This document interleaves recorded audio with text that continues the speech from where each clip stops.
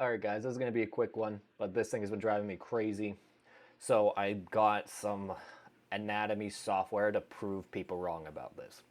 And then we'll talk about even the practical sense, why it doesn't make sense. So there's an assertion going around that I've seen probably in the past 3 or 4 weeks, 3 to 4 times, that you can shove the ruler under the pubic bone between the penis and the pubic bone. Therefore, you can lie about your penis size that way, and that's why bone press is nonsense.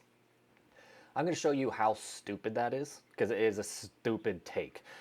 And I'm sorry for being kind of snarky about this, but like, trust me, when I show you this, it's just nonsense. So we got our spooky skeleton here. He has a normal sized penis, but some massive balls. So just keep that in mind as we talk about some of this stuff. I am going to zoom in on his genitals. Now, I already did a vivisection, so we don't see the left-hand side. So first things first, this is the common misconception. Again, massive nuts. But, tools, pen. A lot of people say that these models are always super hung. In reality, they are an average specimen, maybe slightly above average in this man's case, but you're only going to see this line, all right? So all of us actually have this much penis under our pelvis. So potentially the bigger your pelvis is, the more hidden penis you have. Doesn't really mean much. You can't really pull it out like a lot of old school methods say you could, but you can change the angle slightly. I'm going to fix this and zoom back in real quick. You can change the angle slightly of where the ligaments are. Show hidden. Boom. So we're going to hide. There's some ligaments inside the penis, right? So this is the fundiform ligament, and then behind it's the suspensory ligament, which attaches and roots into the pubic bone. So if we're pushing under the pubic bone, we first have to get through the fundiform ligament, which is relatively thick, is about a centimeter thick, and then you have to get through the suspensory ligament, and that's going to depend on your own genetics. But as you can see, this is looking to be about 2-ish centimeters. So if we zoom out a bit, we have the buccal fascia here, and then we have another basically form of fascia that rolls up onto the hip. Now, if I turn on the muscular system all the way up to the oblique level, you can see that this fascia actually merges into the external oblique fascia. So you're going to actually have to push through like muscle insertions on paper to get to your pubic bone. So if we turn on the skin, and this is where I might get demonetized.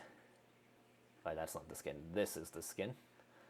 You can't see it, but as soon as we turn it off, that sac essentially that surrounds the shaft works and helps keep the penis in place. So if we're going to be pushing a ruler into that, tools, there's a fracture tool and a grow tool. We'll play around with that later. Anyway, we'd have to come in and go through this fascia, and then we'd have to go through the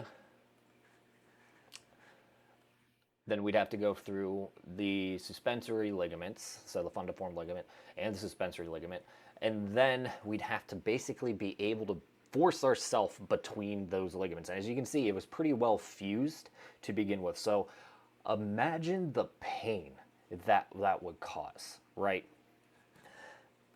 So can you push harder to get more to show on the ruler? Yes. But if we're talking about this in a practical sense, you should have been pushing as hard as possible from the very beginning to get the most consistent baseline. Yes, it may not be pretty, but if we're talking for consistency's sake, as hard as you can push from the exact same point every time is going to be the most accurate way to measure progress for penis enlargement.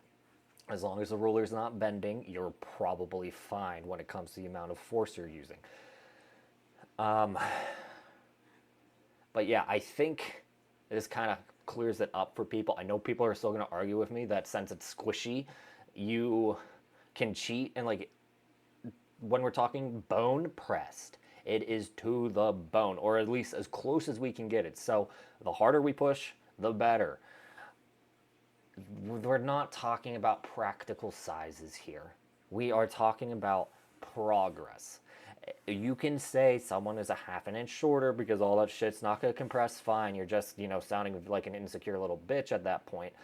But at the end of the day, it doesn't fucking matter in the context of growing, right? So, again, I hope this clears things up. I know it's going to piss a few people off, especially the non-bone press crowd. But I'll talk to you in the next one.